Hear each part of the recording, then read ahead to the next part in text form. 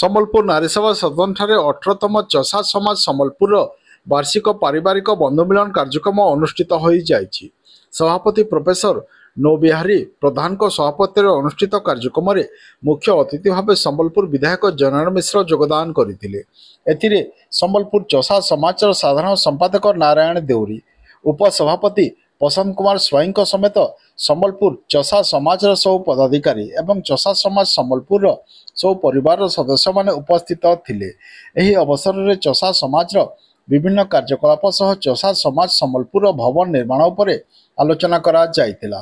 ଏହି କାର୍ଯ୍ୟକ୍ରମ ଅବସରରେ ଚଷା ସମାଜର ପିଲାଙ୍କ ମଧ୍ୟରେ ଚିତ୍ରାଙ୍କନ, ସାଧାରଣ ଜ୍ଞାନ ପରୀକ୍ଷା, କୁଇଜ୍ ଓ ମହିଳା ଓ ପିଲାଙ୍କ ମଧ୍ୟରେ ମ୍ୟୁଜିକ୍ ଚେୟାର, ରଙ୍ଗୋଲି ପ୍ରତିଯୋଗିତା ଅନୁଷ୍ଠିତ ହେବା ସହ ପରେ ପୁରସ୍କାର ବିତରଣ କାର୍ଯ୍ୟକ୍ରମ ଅନୁଷ୍ଠିତ ହୋଇଥିଲା। ଏଥିସହ କାର୍ଯ୍ୟକ୍ରମ ଅବସରରେ ଗତ ବର୍ଷ ମ୍ୟାଟ୍ରିକ୍ ଓ ଯୁକ୍ତ 2 ପରୀକ୍ଷାରେ ଶ୍ରେଷ୍ଠ ପ୍ରଦର୍ଶନ କରିଥିବା ବିଦ୍ୟାର୍ଥୀମାନଙ୍କୁ ମାନପତ୍ର ଦେଇ ଉତ୍ସାହିତ ମଧ୍ୟ କରାଯାଇଥିଲା। ଆନ୍ତରିକ ଅଭିନନ୍ଦନ ଜ୍ଞାପନ କରିବା ସହ କୃତଜ୍ଞତା ଜଣାଉଛି। ଆମେ ଯେତେବେଳେ ଯାଇଥିଲୁ ତାଙ୍କର କାର୍ଯ୍ୟାଳୟକୁ ଯେତେବେଳେ ଯାଇଥିଲୁ ଆମେ ନାରାୟଣ ଦେଉରୀ ଆମର ବହୁତ ଲୋକ ଉପସ୍ଥିତ ଥିଲେ ସେମାନଙ୍କର ଅଭିଯୋଗ ଜଣାଇବା ପାଇଁ। ତେଣୁ ଏଇଭଳି ଜଣେ ଦରଦୀ ଅଭିଯୋଗ ଶୁଣିବା ଭଳିଆ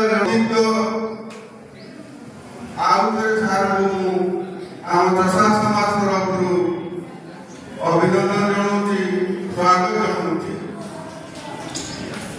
ମୁଁ ଅଭିନନ୍ଦନ ଜ୍ଞାପନ କରିବି ପ୍ରଚେଷ୍ଟାରେ ଏହି ଚଷା ସମାଜର ଆରମ୍ଭ